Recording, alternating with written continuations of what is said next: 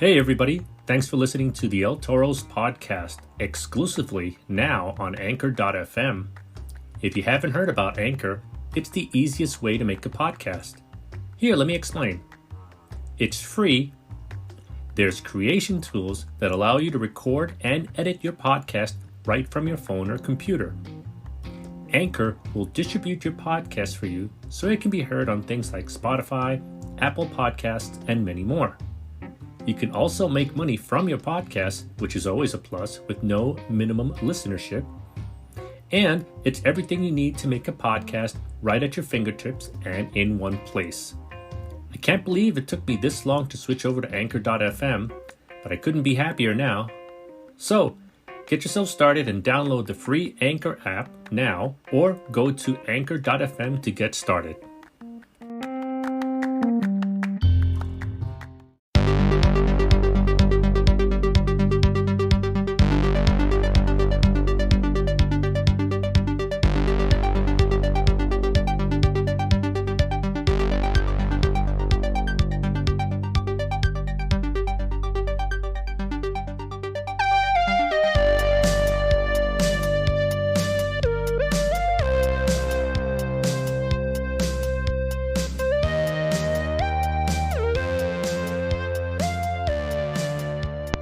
Welcome everyone to episode 24 of the Capital Wrestling Podcast.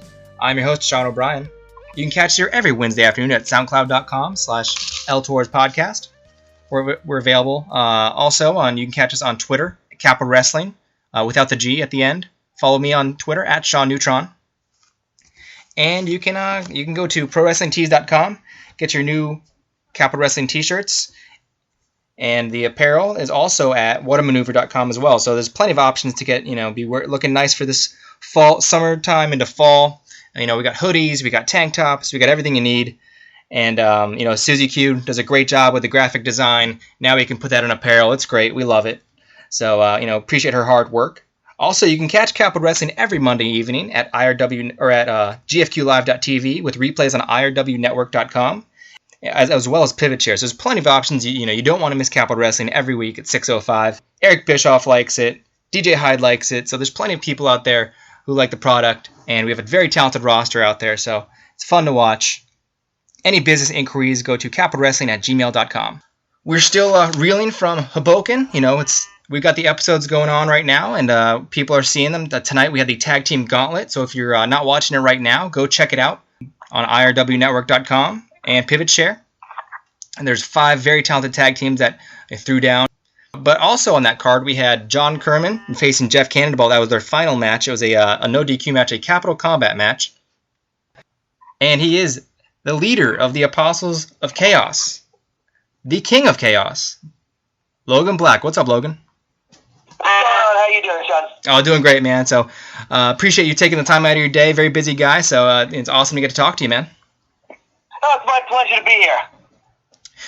We saw, we'll talk about Hoboken in a little bit, and what from what people, it's like not your match debut, but it was a debut nonetheless. But yeah, what have you been up to lately, man? Man, it's just always, the hustle continues. Work. If I'm not training, then I'm in the gym. If I'm not in the gym, then I'm, traveling wherever it is to wrestling. This past weekend, 2 huge events. With Battle Club Pro and then Warriors of Wrestling. So it's always just a continued, forward motion, moving upward in this world of wrestling. Yeah, there was a lot going on this weekend in New York, and, you've been wrestling since 2007, so that's like the last 10 years or so? Yes, sir. Yeah, and as an independent wrestler, that's like a nonstop thing, like you said. Always got to, work as well as you can to get your name out there in any way you can. Yeah, it really is going back to, my time in like the punk and hardcore scene growing up, where you had all these local bands and all these touring bands, and you're pretty much an independent artist just trying to get your name out there however you can. It's no different for independent wrestling. There really are a lot of parallels to both worlds. Yeah, exactly. There's works really, really well hand in hand. You see, if guys can pull off the gimmicks, all the more power to them, Absolutely. Now, before we get to your story, there's always one thought, and it was, since you were in New York this weekend, obviously, did you hear about the Progress show? I did hear about the Progress show. I have quite a few buddies who were over there. Yeah, and I mean, coming from a wrestler, what are your thoughts on what we know with the details there? I'll say this. I know that the guys at Progress Wrestling and everybody involved with Progress did everything that they could to put on the best show possible and, give their all. And, all of them are just beyond insanely talented. Mm-hmm. So I have to start by saying that because those guys are just a ridiculous group of wrestlers. There's just so much talent. I know that, you hear things all over, from a fan perspective. And truth be told, I wrestle in New York all the time. I wrestle all over. Buildings, that it can be brutally hot. It can be crazy. If you listen to a lot of ECW wrestlers talk about wrestling in a lot of these smaller buildings in the mid to late 90s, they talk about it being like 120 degrees in building and just everything being really, really hard to go about. But at the end of the day, Progress put on an absolutely incredible show. And from a wrestling perspective, I don't think that there is anybody who paid for a ticket who could say that they were not thoroughly entertained by that show. Oh, no. From what I've seen, I haven't seen the whole show, obviously, but, it looked like amazing action, and definitely don't want to take away anything from what those guys have done in terms of, also, coming across the pond. And, they've done a lot of great things over there in England, and now they're here in New York, and just, and I think I've heard freelance wrestling in Chicago is looking to get them involved as well. Yeah, I've actually been over freelance a couple of times. That's a wonderful, wonderful company out in the Midwest. Nothing but incredible things to say about them.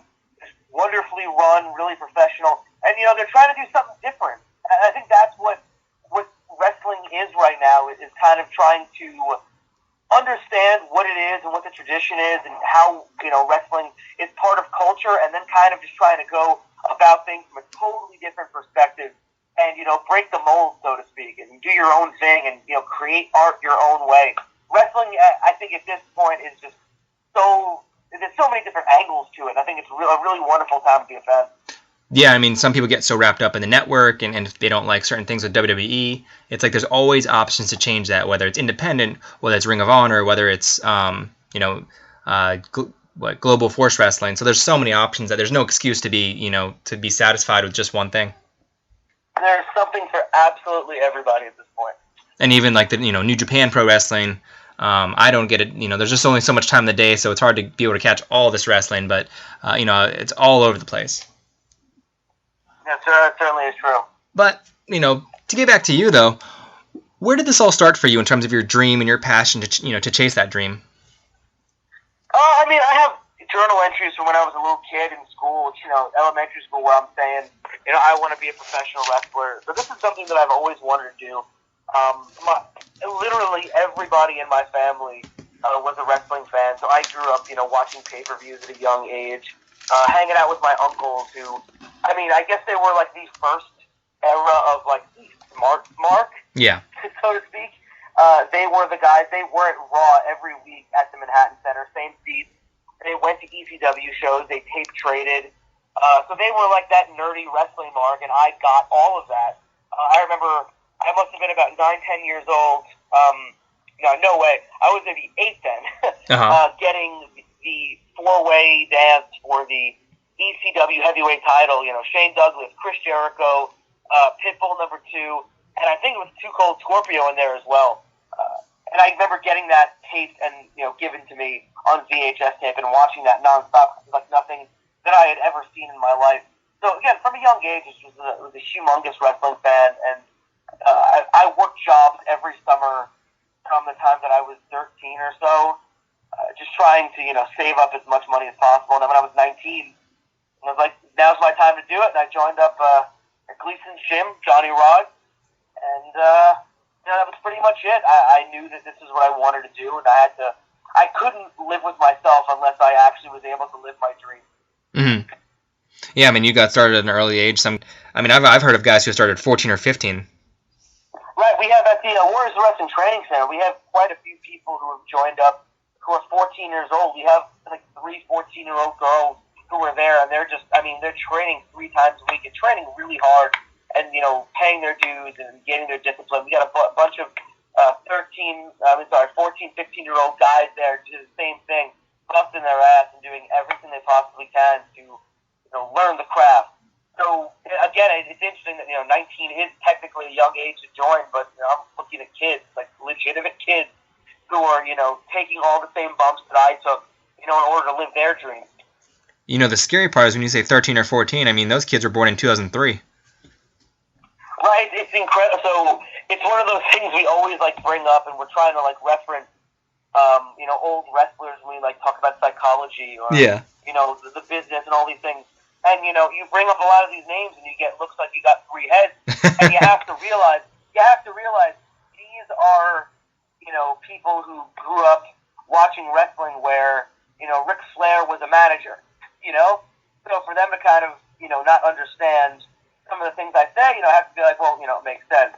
But then also direct them in a positive way towards this footage of Ric Flair absolutely killing it in the NWA. Or even, his run in WCW in the 90s. Bringing up names like Harley Race, or even someone like Tommy Dreamer, who I reference all the time. I mean, when you're that age, what do you know from 2003, outside of Tommy Dreamer having a few matches in the new ECW? Yeah, you're right, so but... It's interesting kind of trying to bring every generation together to understand, the culture that is professional wrestling. Yeah, I mean, and to think that, I think that 2003 was the year that Evolution was born, so that's one of those things where it's like, those kids were born at the same time that stable was born. Right, they're born at a time where there's only one company running professional wrestling, where I think everyone from my generation remembers, the Monday Night War. They remember ECW being the alternative. Some of us even remember, local territory promotions or independents IWCCW and the Savoldis running out of the Northeast, being on ESPN and stuff like that. So it's interesting when these kids only know one major promotion to try and expose them to New Japan or Evolve or anything else that's out there. It's interesting to see them take that in and I guess want to learn something different when it's not being given, handed to them, so to speak. And like we mentioned earlier, I mean, there's so many options with streaming, Flow Slam or W Network, all over the place. You can watch all sorts of wrestling. Oh, absolutely. And so these kids have it a lot easier to be able, they don't have to tape trade and all that to try to learn the craft. Oh, certainly. But one shout out before we move on is, you mentioned Ric Flair, and there was news today. This is being taped on a Monday, and it will be airing on a Wednesday. But there was news today that Ric Flair is actually in a medically induced coma and, is in critical condition right now. So what are your thoughts on Ric Flair? And I think no matter what generation you come from in wrestling, Ric Flair is kind of one of those timeless performers. I know that there's everyone in the wrestling community, whether you're a fan, you're a wrestler, you're wishing for the best for Ric Flair. I don't think we're ready as a community right now to lose somebody on a legendary level like Ric Flair. I don't think anybody's prepared.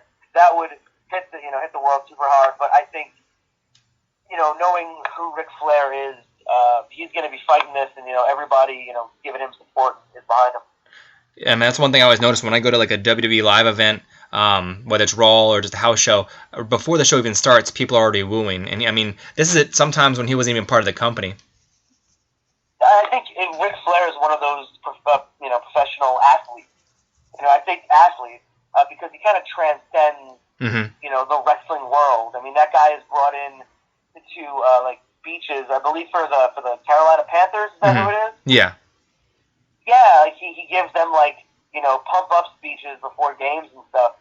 I mean, he has transcended the mainstream, of wrestling and kind of just become the mainstream of entertainment. The guy is. I mean, I don't know if we have fans of anything else on here, but I know that Will Ferrell has parodied Ric Flair as a character on shows. Not necessarily giving the shout out to Flair, but completely, 80s Horseman Flair dress and, mannerisms. Like I said, he's a mainstream character and not just within the wrestling world, similar to The Rock or Hogan. Yeah, exactly. And I mean, that brings to mind, who would be your Mount Rushmore of wrestlers? Oh boy, Flair would definitely have to be on there. I mean, I've had this conversation with so many people, and it's a situation where I think I have a very jaded view on professional wrestling, where I guess I've been doing it so long that, that I kind of look to who had the strongest impact instead of who my favorites are. Mm-hmm. Like, Terry Funk is my absolute favorite wrestler of all time. I give any credit of anything I do to Terry Funk and his, like, incredible body of work. But my Mount Rushmore would probably be Flair, Hogan, John Cena, and The Rock. Mm-hmm. Who to me are the guys who completely changed the business as much. And I think, if anything, I switch, Rock and Austin might be interchangeable. But again, Rock is just such a mainstream celebrity at this point that it's hard to not have him on there. No, you're very true right there. I think when I was thinking to myself, Hogan, Flair, and then I thought Austin and Rock. But then we think of the impact that Cena's had on an entire generation, where he's been for the last 16 years or so, 17 years. No, I'm sorry, maybe 15. I'm sorry, but I mean he's had such an impact as well. So I'd have to, honestly, like you said, Austin and Rock are interchangeable. I might even give the slight edge to Austin, because he really, him and McMahon had that thing going, and it really just kicked off that new era of WWE. Right. He I think changed the business, or helped to foster that change in the business, where I think The Rock was able to capitalize on that and just be bigger than life itself. But Cena, again, you mentioned he's been around for 16 years at this point, and has been a major draw in the company for the majority of that. And I don't think that there's anybody in professional wrestling who can, I mean, again, Austin was 5 years, The Rock, 5-6 years. Cena's been more than that, and is, again, Rock versus Cena was the biggest draw in the history of professional wrestling. There's no denying that in terms of money. Yeah, I mean, you see guys like Edge and Daniel Bryan who unfortunately have their careers cut short. So when you look at a guy like Cena, and yeah, he's had his major injuries too, but he comes back like a robot and almost stronger than before. He is, dude, is inhuman. I'm completely convinced that John Cena is not a human being. He's got to be made of some kind of something else. And then Vulcan or something, I don't know. And then you see him on Saturday Night Live, you see him in the movies, and then like recently he's on American Grit, and that's actually one of my favorite shows to watch. It's, I guess, a guilty pleasure, but he's a really good host too. I mean, the guy just oozes personality and oozes all of that that you would want in order to be a mainstream celebrity. He really is like a 1 in a million type of person, similar again to The Rock or Flair, who's just totally different than anything else you could see. And he's like one of those guys too. I mean, him and The Miz these days, where you can take them somewhere and they can be a great ambassador, and they're not going to say anything stupid. Oh, sir, again, nobody has done more Make-A-Wishes in the history of that charity than John Cena. So to me, that guy gets a free pass on everything forever, because he's, again, like, there's nothing to me that warms hearts more than Make-A-Wish. That's the sweetest charity ever. Mm-hmm. So, Cena and his involvement with it matters more to me than anything else that guy could ever do. And you said, earlier about Terry Funk. I mean, that's your all-time favorite. You model yourself after him. Is there any other guy you model yourself after? Oh, boy. I think I've changed quite a bit since I broke in. Terry Funk has been the constant that I could always watch. When I broke in, it was a different time, and it was a lot crazier. So, like, the Sabus and the Hayabusas and, a lot of that ilk, so to speak, the real risk-takers who, helped to change the business up quite a bit, were guys I followed. And I think now that I'm, I've taken a lot of those bumps, and I can't really do them anymore as much. I've kind of had to calm myself down and, recognize, there are a lot of other guys who can do the same thing. Jerry Lawler was always a big inspiration for me. A lot of the late 90s, early 2000s, All Japan guys, Stan Hansen, Satoshi Kojima, Kenta Kobashi, Masawa, the Four Pillars of Heaven, of course. A lot of those guys, I think, are some of the bigger influences on me. And then at this point, wrestling is just so incredible that even my peers are some of the guys that I could watch and, take from and appreciate on that level.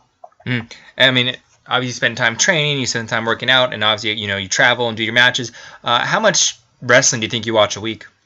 I don't know if I could actually calculate like an hourly amount, but I'd say for the most part of me watching anything at all, it's mostly wrestling. So there's quite a few hours, whether it be listening to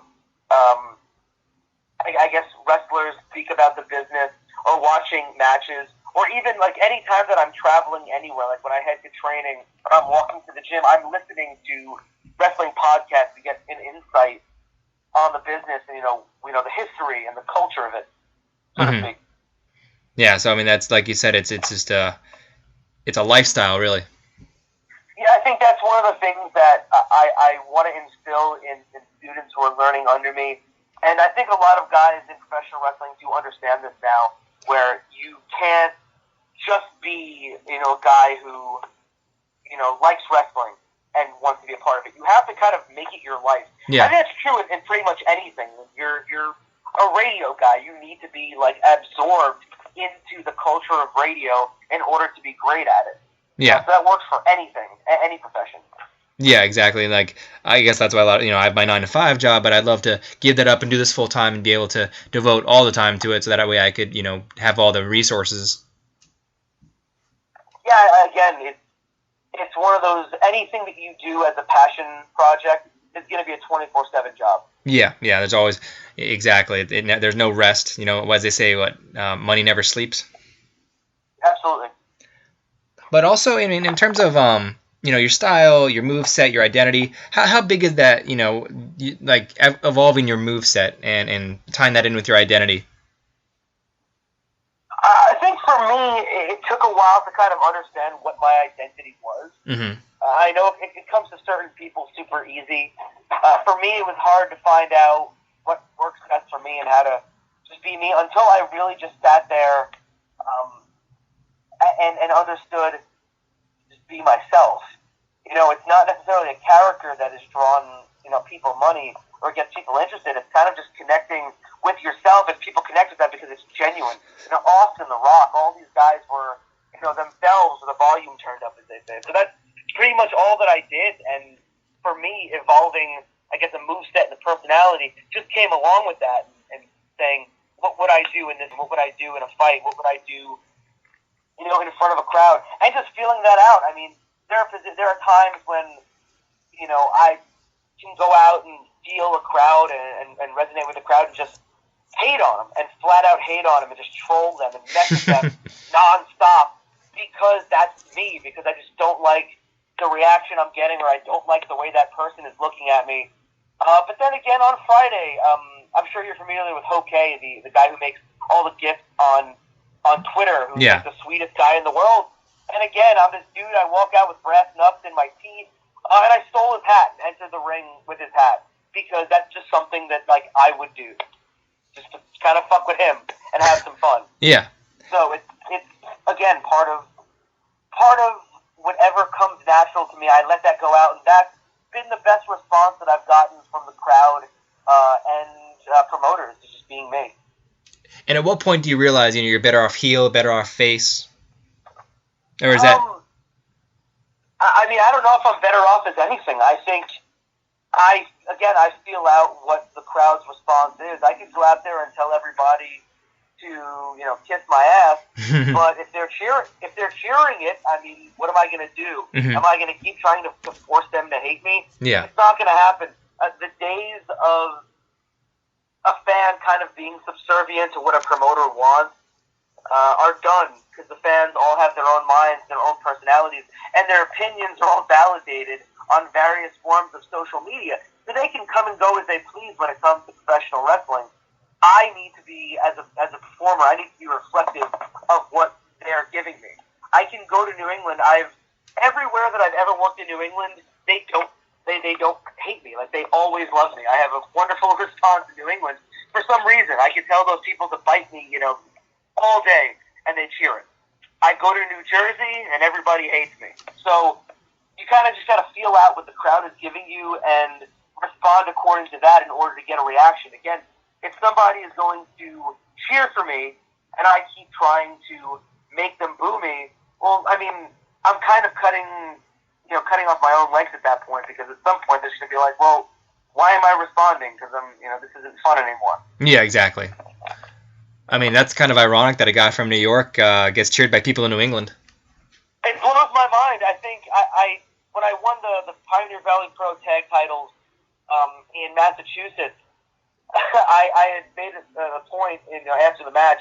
Crowd's all standing. We had an incredible match against the closers, myself and Jeremy Leary, and I made the point that for some reason New England has accepted this Yankee from Brooklyn as one of their own, and I don't know. I guess they just appreciate what I do out there and can kind of see past the fact that I grew up going to Yankee games. Yeah. No, it's actually pretty funny. I was actually talking to Timmy Danger recently about a potential branding idea, and I'm thinking, well, this would be pretty cool. But it was like a Rangers logo, but altered. And he's like, I'm a diehard Yankees fan. I can't do that. Yeah, makes sense. Yeah. If he was a Rangers fan, it would work perfectly. But also being from New York, obviously, you've seen the growth of wrestling there and what it is today. Talk about the atmosphere and what it's evolved from. So this is a very interesting question, a bit loaded, if I might say so. New York wrestling, I think, will always. New York is going to be New York. It's the biggest city, so it's always going to have eyes on it. And there's so many people here to go out to shows, so there's always options for people and always options for the market to grow. So it's been great to see how Northeast wrestling in general, from when I broke in, where you have, on average, 40, 50 people in a crowd because, the indies were kind of terrible, grown out to where Progress is drawing, 1,500, and, Battle Club is drawing, 400 or 500, probably even more people. Warriors of Wrestling routinely has 200 to 300 people based on, for mostly, Warriors of Wrestling students on a show. So it's been great to see everything grow and the market just be strong for things.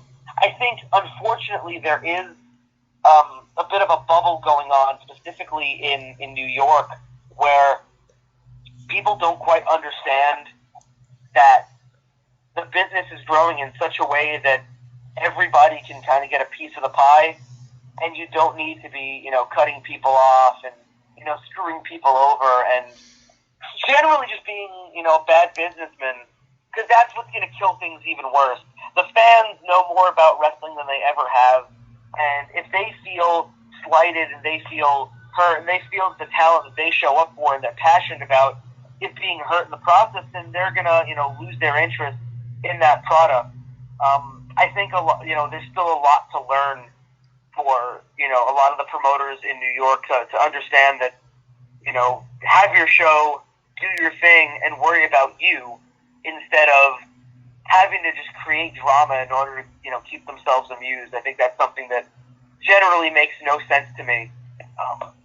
Again, everybody's got their own day jobs, and if you pulled half of this wrestling stuff at your day job, trying to screw people out of work, or try not to pay people what you agreed on, or all the backhanded business stuff. You do that in the normal world, and you get shut down real quick, and nobody has any sympathy for you. I don't know why that's any different in professional wrestling. I mean, again, the term is professional wrestling. Yeah. Act like professionals. We're here to do a job, so let's do the job. Let's entertain some people, and everybody leaves afterwards happy. That's all you need to do. It's really not that complicated. Yeah, treat the guy who's on the very bottom of the roster the same you treat the top guy. Exactly, and treat the people that are working for you, not even just the wrestlers, man. Like, again, this is me coming from that punk rock and hardcore scene, but the dude who's sweeping up is going to be my friend too. I'm going to thank him for what he's doing. The guy who takes my jacket to the back on Friday, like, I shouted him out, not because for any other reason besides the fact that, like, shit, that's a thankless job. Mm-hmm. Name the amount of any wrestler that you have on your show, how frustrating it is when they get on a show and, hey, did you see my ring jacket, or did you see my hat or glasses or whatever? That's a thankless job. That dude is doing that, because he just does it, and no one thanks him for it. Nobody thanks the announcers who put people over. Nobody thanks, the ring crew who's there later than everybody else, or the guy who drives the ring truck. I mean, shit, like, get your, head out of your ass on this and just be thankful that you're part of the project, instead of thinking that you're the focus of it, man. Everyone's working to just as hard as you are. Exactly, and just an example of what you said when somebody forgets something, or like Ken Dixon, his vest got lost this weekend at Battle Club Pro, but he got it returned to him, thankfully, I think today it was. Ken is one of the coolest dudes I've ever met. He was there super early at Battle Club, and again, he's a guy who's been doing it forever, or for a while rather, and he's traveled from, I believe, Virginia. He's a Virginia guy, correct? I think either that or it might be Maryland. Yeah, like he's, hours upon hours of ride away from the show. Showed up early, set up the ring, helped out everybody, did what he needed to do. I mean, again, that's the kind of guy that is setting an example for everybody else. So, again, when promoters or, people up top can have egos about certain things, like, man, that's a guy with a reason to have an ego. He doesn't. So what's your excuse? Yeah, exactly. What's your excuse? I mean, I got to see him this weekend too. He was at the very next night. He was at the MCW show with Leo Rush, and he wasn't in a match, but it's always fun to see him and the personality he brings to the ring. Certainly, he's a great addition to any show that he's on. Exactly. There's a reason he's the PCW champion right now in West Virginia. But I mean, that's going to bleed right next to our next topic. Is just the Capitol roster. I mean, like, there's Ken's a part of it. You're a part of it. So many guys on there. What are your thoughts on the roster? The Capitol roster, I think the thing that sticks out most to me is that it's not your typical local wrestling roster that you get. Which, not to put down, that typical local, because there's a lot of great talent in the Northeast, but I think, the powers that be at Capitol are doing something pretty cool where they're trying to bring in all these different areas of professional wrestling and this talent that isn't necessarily being seen in New Jersey. Again, guys like Ken Dixon.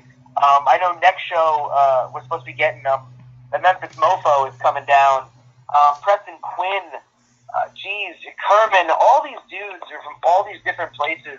Cole Radrick from the Midwest. Everyone who's coming in and trying to do their thing, you're exposing an audience to all these different styles and all these different personalities that they normally wouldn't have seen. And that, to me, is what helps grow a scene. Again, the parallels between the hardcore scene and professional wrestling. You could have your local New York hardcore bands like Cro-Mags or Madball and, all these guys playing shows.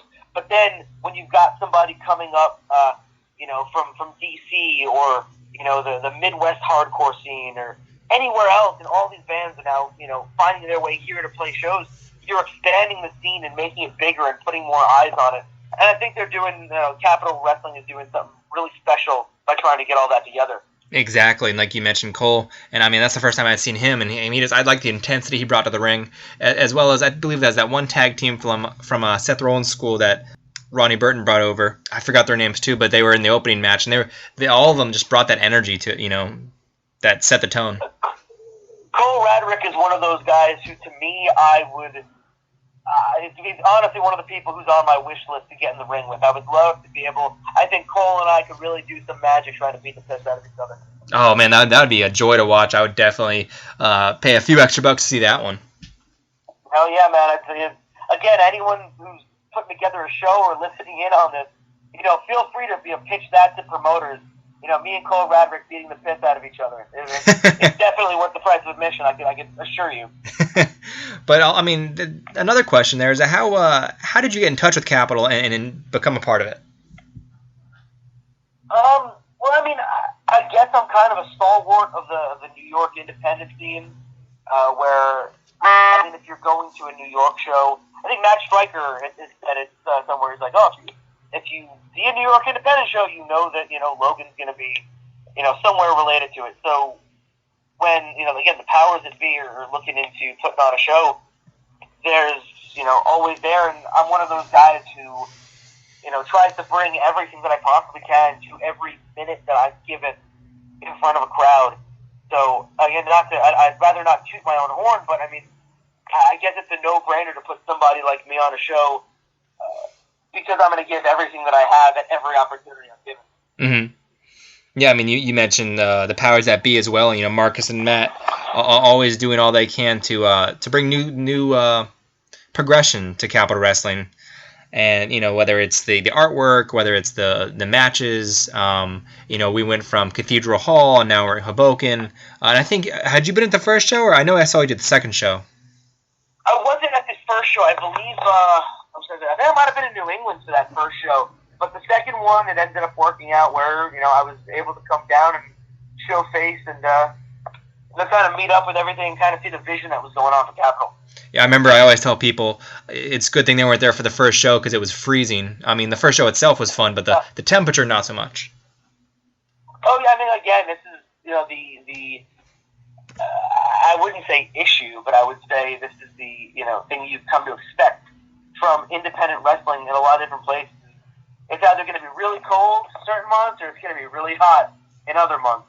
And that's just, I guess, the nature of the beast when it comes to running these independent wrestling shows. But again, the parallels between that and the hardcore scene where, fans want to see what they want to see and they're willing to put up with it, so they just go for it. Mm-hmm. They're still paying that money to come see shows.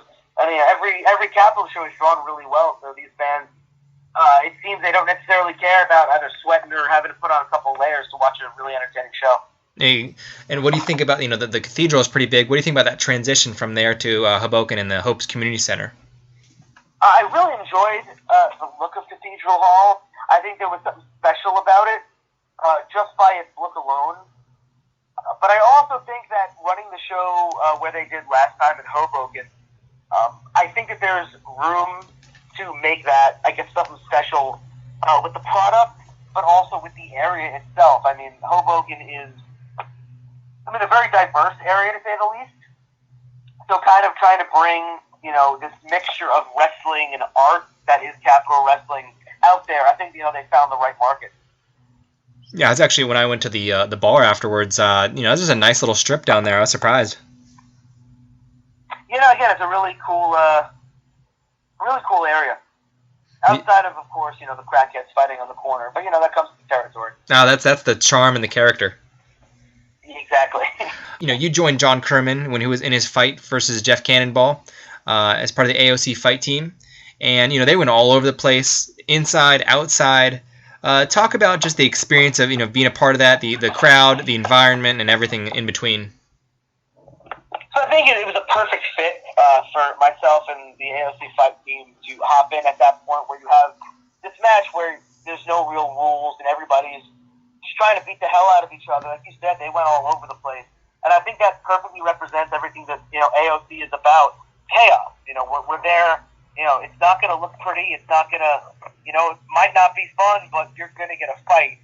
And someone's bound to get hurt. And you're going to see things go all over the place. I think it's what I've kind of been synonymous with, and, the rest of the AOC has been showing that side of themselves in, the short time they've been in professional wrestling. So I think that was a perfect fit for us to come out and kind of make our debut. Definitely added something to the match because the first two were just pure singles matches, one-on-one, and then obviously they had the disqualifications.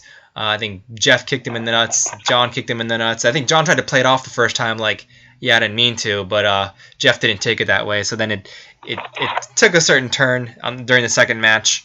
But in this one, it was just all over the place, lots of action, lots of chairs. The audience had to move out of the way at times. Yeah, that's the kind of wrestling that I really enjoy. Is that's professional wrestling in itself is interactive. Independent wrestling is even more interactive, and when you get a match that literally falls into your lap, it doesn't get any more interactive than that. Yeah, and I think sometimes, I'm trying to get a good shot, and I'm like, okay, I'll take a little bump for this. But, would you say you have some unfinished business with Juba? I got plenty of unfinished business with Juba. I got something to prove, too. The debut at Capitol Wrestling for us was just the start of things. I know that, the Capitol Wrestling fan base, the independent wrestling fans know who I am and what I'm about, but just the purely Capitol Wrestling fans have yet to see what I'm capable of. And like I said, I've got something to prove to each and every one of them the next time I step in the ring with Juba. Yeah, and we potentially could see that at the next Capitol show, so we're just waiting to hear official word from the higher-ups at Capitol, and, hopefully for your sake, they'll set up that match. Yeah, let's hope, they go about things the right way and, let us take care of business in there, where it belongs. Now, if you had a preference, if you were gonna like book the match yourself, what would you would you have a stipulation to it, or just one-on-one? I mean, it's gonna stay one-on-one no matter what for me, but I'm not a huge fan of rules, so just kind of open things up, let us beat the hell out of each other all over the building, outside the building. I mean, if we make it from Hoboken to Jersey City fighting, so be it. As long as the referee is there to follow us and make the 3 count, that's all that matters to me. He just drop-kicked him onto the path. Before we get out of here, though, but do you want to tell people your social media handles, where they can buy your T-shirts, online? Yeah, certainly. So let's start with social media. You can find me on Twitter, Instagram, and Facebook, all with the same address, King of Chaos NYC, all one word. I update things daily.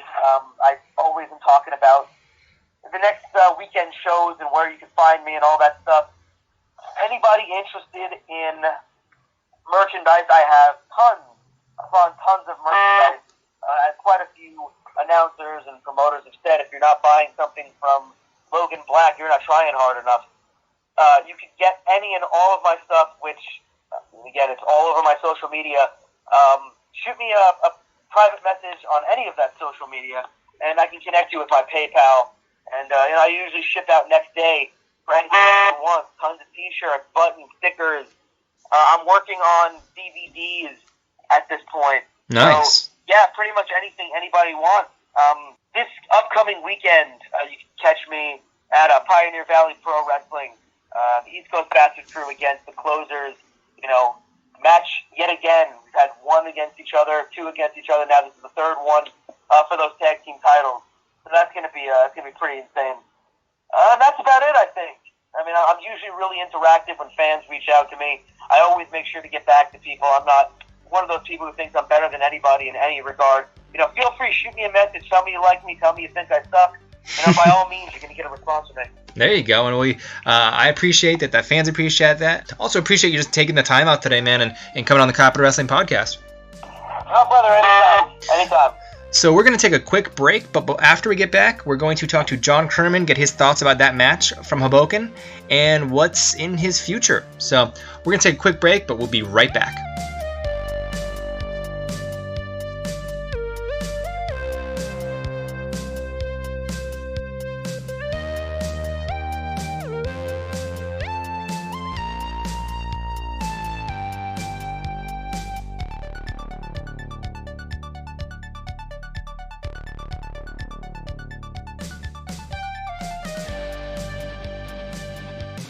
Welcome back to the Capital Wrestling Podcast. I'm your host, Sean O'Brien. I'd like to thank Logan Black for coming on earlier and talking about his involvement in Hoboken and just his career in general. I mean, the guy sounds like a really bright wrestling mind, really smart guy, humble, and just good to hear that he treats the people, whether it's the guy sweeping or whether it's the top star in the company, just the same way. So it's a really good guy. Glad to have him on here, and we'll see him in October at Capital Wrestling Live from Hoboken. I guess the Return of Hoboken, that's the name. But now we're on to our second guest of the evening, and he won't be at Hoboken, but he was at the debut show on July 29th, and he's a staple in the Capital Wrestling roster. You know him from Capital MMA, Nova Pro Wrestling, and obviously Capital Wrestling. What's up, John Kermon? Not much, man. How you doing? Oh, we're doing good, man. Just glad to have you on the show again. You return to the Capital Wrestling Podcast. Yeah, glad to be back. What have you been up to lately, man? Just training and working, the usual. There's not much variety to my life, really. Oh yeah, but it's a good thing though. It keeps you on the straight and narrow. Yeah, exactly. No time for trouble there, unless it's trouble in the ring. But yeah, I know you're training for a fight coming up in October 7th, right? Yeah, I got my pro MMA debut. It's in Annandale, Virginia, at the Annandale Novus for Strikeoff Fighting Championship. So really right now my focus is on that. I do still have a couple wrestling things going on, but really it's all about that right now. Nice. I know you had been to one of your fights before, and so you had just been doing amateur fights? Yeah, I was just doing amateur, which the biggest thing really is the amount of time that you fight. So in amateurs, 3 3-minute rounds, and then in professionals, 3 5-minute rounds. Uh-huh.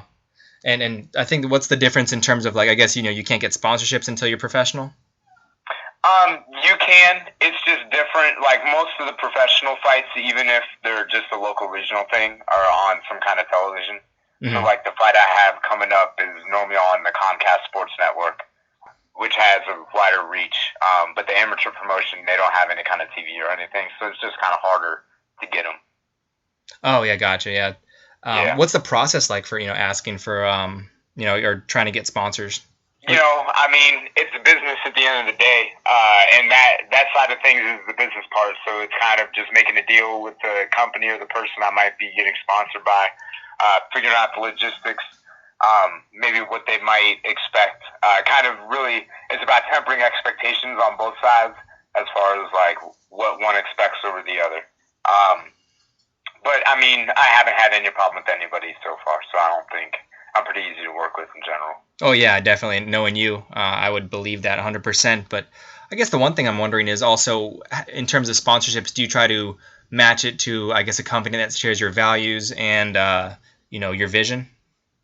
Yeah. I mean, there's some companies. Some of the companies are owned by people that I know, and they're just trying to help me out more or less. And I mean, granted, of course, I'm putting their company out there and kind of advertising for them as well.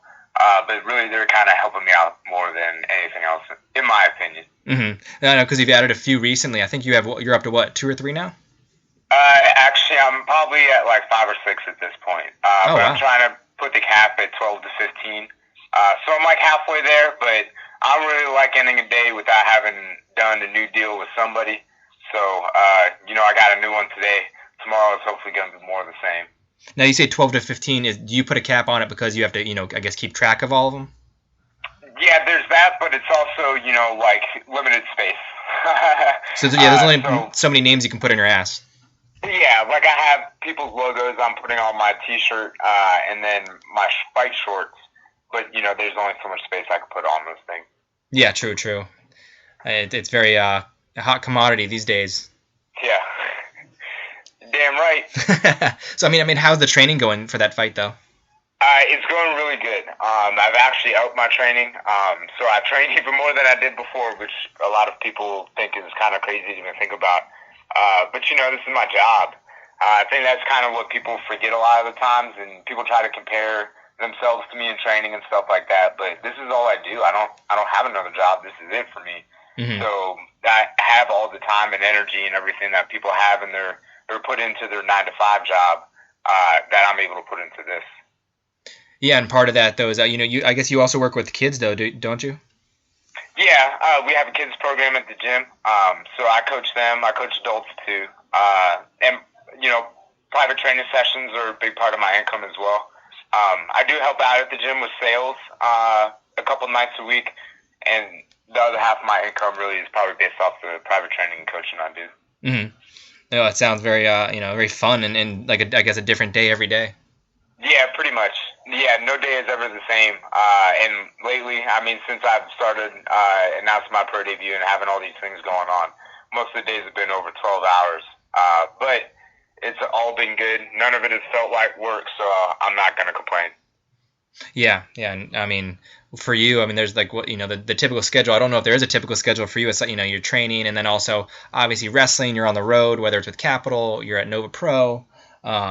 We've seen you've been on a hot streak lately, Nova Pro. You've had great matches with Fred Yehi and a host of others. I mean, so what has that been like for you? It's been great. I mean, anytime that I have the opportunity to show my skills, whether it's MMA or professional wrestling, I always appreciate that more than anything. But at Nova, I mean, it's just special. I mean, it's where I live. My friends are able to come and see me. But it's that's what makes it even a little bit better, I think, is the fact that my friends can come and see me have these matches that, normal wrestling fans, as I call them, people that watch wrestling on a regular basis, they really enjoy them as well. So for my friends to be able to come and see me do that and see the caliber of matches I'm having, that's probably the most important thing to me.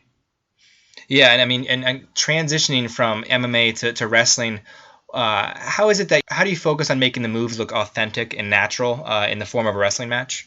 I just do them.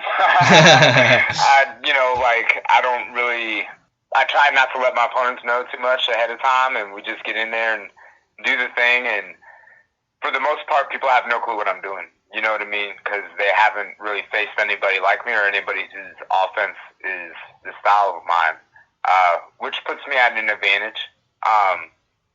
But just that alone, and then training the martial arts too. I mean, that helps me be able to be quicker with everything than most people in wrestling that try the same type of maneuvers might be. Do you ever find it's more difficult with like a guy who's heavier, or is it just all about leverage? Yeah, it's all in the leverage. Even the heavy guys, like, it really doesn't matter. I find that once they start moving around, even if they grab me, once they start moving, if I can feel their weight shift a certain way, I can move a certain way to kind of either get them to react or maybe catch them in something. So really, it doesn't matter to me the size of the opponent. It's all about what I want to do. Yeah, so it's trying to impose your will on the other guy. Right. And what are the similarities between professional wrestling and MMA, if there are any, in your opinion, since you've done both? The biggest similarity is kind of the trash talking in the lead up to things. That's really the biggest thing. I mean, they both require athletic ability as well. You know what I mean? But fighting is just you get in there, the other guy's trying to hurt you. That's pretty much it. Wrestling, the other guy's trying to show off some, and you're trying to show your cool moves and all that kind of stuff. But yeah, I mean, the similarities are just the trash talking and dang, I already forgot the other thing. The flashiness? Yeah. But those are really the two biggest things. I mean, how do you feel about your the evolution of your trash talking skills or your promo skills throughout the years? Actually, I think I got most of that from wrestling. So, I do a lot of the talking on my Instagram and things like that, because that's really, social media is kind of how everybody does everything now. But, I mean, that's always been with me, even from when I first started wrestling. Mm-hmm. Just because you grow up watching the promos, you kind of learn from that. I guess really the one thing I would say is different about me is I think in my promos I try to talk more like a normal person. And what I mean when I say that is, to me, a lot of people in their promos, they talk in like a certain cadence, mm-hmm. trying to get a point across and they're talking slow. But nobody talks like that in real life. You know what I mean? Yeah. So really the only difference in my promos is that I try to be less kind of quote-unquote pro wrestler talk and more real. I mean, there's only so many guys out there who can be Macho Man, who can be the Ultimate Warrior. Right. If every guy tried to do that, they would come across looking like shit. Right. I mean, and for the sports broadcasting side and the podcasting side, I know some people try to put on certain voices and and try to get cute with it. Yeah. It's just be yourself and just try not to stutter. Exactly. The trash talking with MMA fights, do you find yourself, does that help you get psyched up, or do you kind of keep to yourself when it comes to MMA fighting in terms of the trash talk? I actually don't do any for MMA. Mm-hmm. I'm never going to start anything. You know what I mean? To me, trash talk in sporting is kind of petty in the first place. I mean, it's always going to have its place. You know what I mean? And it just kind of depends. Sometimes people get real personal with it, you know what I mean? And it's sometimes, in my opinion, people cross lines and they go a little too far. Not that that's happened with me yet. But it's just kind of a fine art. Really, most of the time, trash talking is just trying to get in the other guy's head. Well, I think you're not even trying to psych yourself out as much as you're trying to psych yourself up as much as you're trying to psych the other person out. No, I think somebody crossed the line that one time they mentioned your hair. Yeah. Yeah, I can't remember who that was. I kicked his ass, though. It's really cool to have that hybrid. I know we've talked about it before, whether it's on this podcast or even on my Squared Circle Sound Off podcast. It continues to intrigue me.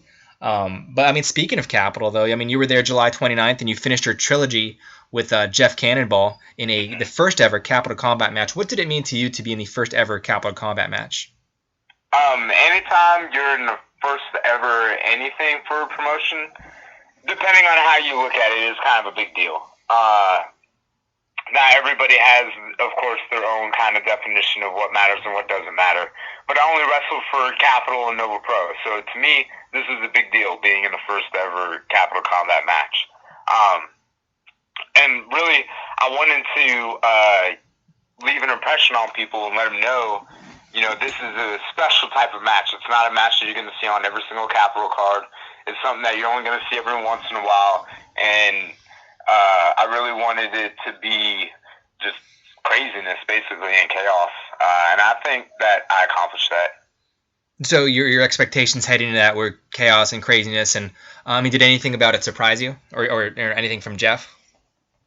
Nah, Jeff's a deathmatch guy. You know what I mean? So there's not really much. If anything, I was surprised at he didn't pull out as many stops as he could have. Mm-hmm. Like he didn't involve light tubes or barbed wire, none of that, or fire, any of that crazy stuff, thankfully.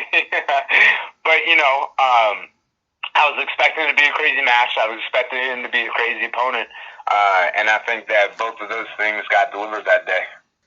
No, because I know you had moments in that match where you were asking the crowd to move, and you brought the chairs out. You got thrown into the chairs in the crowd, and then later on he suplexed you. What was that move he did when he crossed? A pile driver. Well, that was the pile driver. Before that, off the rope, I think he did the he grabbed. Oh, iconoclast through a chair. I don't know if it landed cleanly. How did that feel to you? Did it land? Not great. Anytime you land on a chair, it sucks. Whether it's plastic or metal, it doesn't matter. Well, it looked like you might have. But it wasn't enough to put me away. I will say that. It looked, impressively enough, but it looked like you caught the edge of it from my angle. Did you catch the edge, or did you get it head on? Oh, I have no idea. I just know I hit it for sure. Yeah, like you said, plastic, metal, it doesn't matter. It'll hurt. Yeah, it hurts. But after that, the trilogy of matches you guys had, obviously, the first two ended with, the first one where you kicked him in the nether regions, or maybe it was on purpose, by accident, whatever it was, and then he ended up doing the same thing to you in the second match out of frustration. Did you develop a certain level of respect for Jeff after those three matches? I would say I always respected Jeff. I respect any opponent that gets in there with me. Number one, for getting in there with me, because I'm just a dangerous dude in the first place. But also, wrestling is tough. It's a hard business. So if you're in there and you're doing the thing, and he wrestles for CZW, and they do a lot of crazier stuff than I do, or we did, even at Capitol. So I'm always going to have respect for him in that regard, no matter what. If anything, it might have gained a little more, but I already had a lot of respect for the guy heading in. Yeah. You guys are both, in your own respect, you're both warriors, and I knew we were going to be in for craziest that night. And obviously, we didn't just have you guys involved. I talked to Logan earlier, and he was involved in the match. He came out to support you with the AOC fight team, and right. Juba supported Jeff Cannonball. So what were your thoughts about having all those guys involved when the first two matches were simply one-on-one? Well, I got the AOC guys to watch my back because I knew there was no DQ, and if Jeff wanted to do some crazy stuff like the barbed wire and the fire and the light tubes, I wanted to make sure I had backup, because I don't do that stuff. I didn't really know that Jeff was going to enlist backup for himself. I don't know if he caught wind that I was trying to watch my back in the first place or what. But, at the end of the day, those guys were kind of a non-factor. They distracted me a little bit, and they fought with each other a little bit, but I don't think any of them laid hands on me or Jeff. So, regardless of the outcome, it came down to just me and Jeff one-on-one. And I'm pretty sure I heard one of them actually broke his finger in the bout. Yeah, I think one of the guys from the AOC combat team, he hurt his hand. But, they're a combat team. They're used to that kind of thing. Just shake it off. Yeah. Yeah, like I said, it was a very entertaining match, and, the trilogy is complete. And, you're not going to be on the next card come October 14th, unfortunately. Do you think that gives you time to rest up in a way, or just have the crowd miss you a little bit more, so when you eventually come back, it makes a bigger impact? It's like just time to reassess some things, set some goals, see what's going to happen in the future, even October itself, in my opinion, is kind of far away. It's 2 months from now. To me, that's a long time. So who knows what the future's going to hold. Yeah, but like you said, that future, it holds that upcoming fight October 7th at Nova, and which what are your expectations with your opponent in that one? He trains at a tough camp. I know that, so I know I'm not going to be facing any lightweight or joke or anything like that. Like, this dude's going to be tough. Mm-hmm. But that's fine. That's what I want. The point of fighting is to test yourself. Am I going to be tougher than this dude? Like, that's what we're going to find out. That's the whole point. Mm-hmm. I mean, also, I mean, even in the immediate future, you'll be at Nova Pro on Friday at Cool for the Summer facing Chip Day. Mm-hmm. Now, you faced guys of all sorts of styles over the last few months, whether it's in Capital, Nova Pro. What are your thoughts on Chip heading into that match? I think from what I understand, he fancies himself a kicker. I don't know if that's going to be a good idea to want to try to kick against me. But, I'm up for the challenge. I saw the first time he came in, I think he wrestled Tim Donst. I can't remember exactly. Yeah, it was a battle of North and South. He had a really good match. He had a welcome back chance. People wanted to see him again. But now they're going to see him against one of Nova Pro's best. And again, I mean, he's known primarily for kicking. I wouldn't suggest it against me. He might resort to some of the high-flying stuff. But as you know, my favorite thing to do is use people's own offense against them. So maybe he'll come flying in with one of those moves. I catch him in something. Yeah, that's going to be one hell of a card. We're going to have Angelus versus Keith Lee in the main event. We're going to have the Carnies versus the 1%. So, I mean, that's a loaded card once again. I mean, following American Slang, I mean, that was a loaded show as well. Yeah, and this one's almost sold out. Yeah, I think there's less than 80 tickets remaining. So, people, if you're listening and you're in the Northern Virginia or, DMV area, grab your tickets. Go check out VA Wrestling on Twitter and follow them there and see where in their Tumblr. It's going to be at the Annandale Volunteer Fire Department this Friday. It's going to be a little more cramped venue, but with Angelus there and her love of fire, I'm glad the fire department's there. Yeah, and it's also a great environment. The building is smaller, but that makes it a little more intimate, and people get a little more interaction, I think. So, like you said, there's less than 80 tickets left. I think it's going to be kind of a crazy show. Oh, it definitely is. I mean, the atmosphere is going to be different because we all know it's going to hinge on that main event, and how Mike is doing. And, I mean, I'll get to talk to him a little bit, actually, this week on the Squared Circle Sound Off and catch up with him. But, I mean, it's going to be, like, so many things going on that show. Plenty of talent, including yourself and Chip. And also, before we get out of here, what were your thoughts on the debut in Hoboken overall for Capital Wrestling? I thought it went really well. I mean, the crowd seemed to be into everything all night long. I didn't really hear any complaints about the show or anything, so, I'm sure they're looking forward to going back there and trying to build on things and see where it goes. Yeah, I mean, once again, that's also kind of like the Annandale Volunteer Fire Department, where that venue was a little bit smaller than Cathedral Hall. But I think the acoustics were better, and overall it was a very positive experience, and it looked good on, right now on the airings on irwnetwork.com and, the GFQ network. Mm-hmm. But yeah, I mean, we'll hopefully see you in Capital Wrestling sooner than later, maybe before the end of the year. I think there's one more show planned for the end of the year. Not sure the exact date yet. We wish you luck this Friday in your fight versus Chip Day at Nova Pro. Cool, thank you. And before we get out of here, where can fans find you on social media? I think you have a blog as well. Yeah, I have a blog, but you can find pretty much everything through my Instagram. It's at Kermanator. That's KERMONATOR. Yeah, I mean, that's one thing I noticed. You put, like, very positive things on there, positive messages, excerpts from your blog. Where does that writing, love of writing come for you? I just have a lot of things to say and a lot of opinions, and I think that kind of my opinion is different from, the popular opinion. To me nowadays, social media is kind of like everybody's opinion just mashing together with a lot of them just kind of being the same. I offer kind of a different outlook on things. I think a lot of people end up looking for the negative things in life as opposed to the positives and kind of wanting to be a critic and critiquing everything without pointing out the things that are also might be good about something. Mm-hmm. So really, I just try to focus on the good of things. Like, even if something goes bad for me in a wrestling match or a fight, it doesn't matter. There's still some good that can be taken from that. So to, like, just sit there and harp on the negative, all that does is makes you a negative person, and it makes you sad, and makes you feel bad about yourself. Mm-hmm. That's just not ever going to be me. Yeah, and, like, I see a lot of your posts, like, whether it's positive messages, and sometimes the things that people don't want to hear, where it's like, you have to face reality. Mm-hmm. Yeah, and that's part of it too. Like, a lot of times when people are critiquing other people, it's because they don't want to look at themselves. But that's one thing I know. Like, I'll never get better. I'll never improve on anything if I don't judge myself the way that I want to judge everybody else and say what everybody else is doing. So I always try to make sure that I look at myself and what I'm doing before I say anything about anybody. Exactly. But I mean, I think that's a good way to end this week's show. With that measure of positivity. But I want to thank you. Good. Oh, my pleasure, man. I want to thank you for coming on the show this week. Once again, good luck in your upcoming bouts, whether in wrestling or MMA.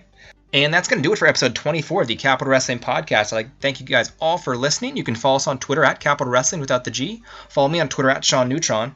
You can catch us every Monday on GFQ, the GFQ Network. That's live at 6:05. We have replays on irwnetwork.com, pivotshare.com. Coming soon will be on czwstudios.com. You can also go to prowrestlingtees.com and buy the official Capital Wrestling t-shirts.